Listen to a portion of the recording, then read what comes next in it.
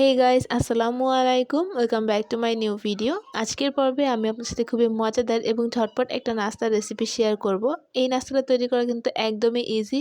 তো আমি কিভাবে এই নাস্তাটা তৈরি করলাম সেটা রেসিপিটাই শেয়ার করব। তো চলুন শুরু করা যায়। তো প্রথমে আমি এখানে চিকেনগুলোকে এরকম লম্বা করে স্লাইস করে কেটে নিয়েছি। এরপর আমি দিয়ে দিচ্ছি 1 চা চামচ পরিমাণ গোলমরিচের গুঁড়া, 1 চা চামচ পরিমাণ হলুদের গুঁড়া, স্বাদ মতো লবণ, আদা রসুন বাটা 1 চা চামচ পরিমাণ।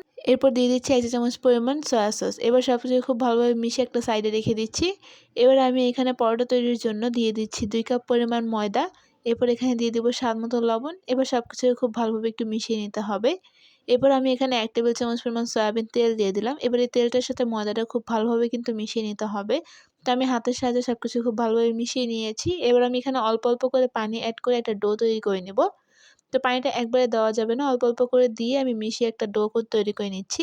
তো আমার ডোটা তৈরি হয়ে গেছে। এবার তেল ব্রাশ করে একটা সাইডে রেখে দিচ্ছি। তো এবার আমি একটা প্যানে তেল গরম করে তাতে দিয়ে দিলাম পেঁয়াজ কুচি। এবার এই পেঁয়াজটাকে একটু ভেজে নিতে হবে। তো পেঁয়াজটাকে নেড়ে চেড়ে আমি প্রায় 2 থেকে 3 মিনিটের মতো এটাকে একটু ভেজে নিয়েছি।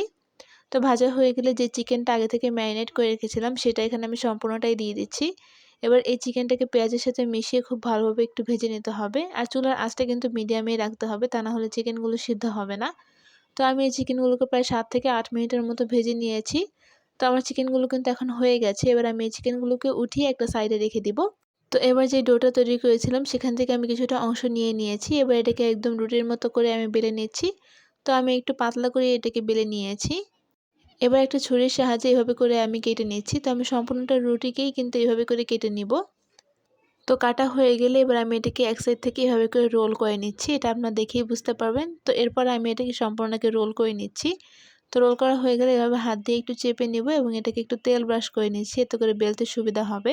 তো তেল ব্রাশ করে আমি এটাকে রুটির মতো করে আবারও বেলে নিচ্ছি। তো নর্মালি যেভাবে রুটিটা বেলি সেভাবে করেই আমি এই রুটিটাকে বেলে নিব। তো এভাবে করে আমি সবগুলো রুটি বেলে নিচ্ছি। তো এবার চুলায় একটা প্যানে তেল গরম করে নিয়েছি। এবার সেই পরোটাটাকে দিয়ে দিলাম।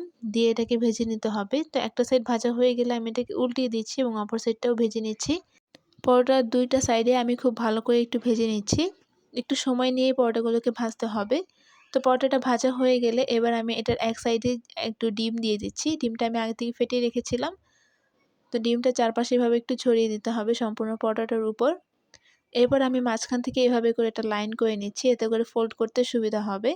তো এরপর আমি একটা সাইডে দিয়ে দিচ্ছি চিকেন। এই চিকেনটা আমি আগে থেকে যে ভেজে রেখেছিলাম। তো চিকেনটা দেওয়া হয়ে গেলে এরপর আমি এখানে দিয়ে দেবো কিছু গ্রেট করা মোজারেলা চিজ। তো এখানে চিজের পরিমাণটা কমিয়ে বাড়িয়ে দিতে পারেন, এটা আপনাদের ইচ্ছা অনুযায়ী। তো আমি এখানে চিজটা দিয়ে দিলাম। দেওয়া হয়ে গেলে এবার আমি এটাকে ফোল্ড করে নিচ্ছি এবং এই চিজটা গলে আসা পর্যন্ত এটাকে একটু ভেজে নিতে হবে। তো আমি 2টা সাইডই খুব ভালোভাবে ভেজে নিয়েছি এবং আমার পরোটাটা কিন্তু একদম রেডি। তো দেখতেই পাচ্ছেন এভাবে করে আমি বাকিগুলোও তৈরি করে নিচ্ছি। তো ব্যাস তৈরি হয়ে গেল মজাদার চিকেন চিজ পরোটা। আপনারা অবশ্যই এটি বাসায় ট্রাই করবেন এবং কেমন লেগেছে তা আমাকে জানাবেন। তো আমি আপনাদেরকে একটা কেটে দেখাচ্ছি।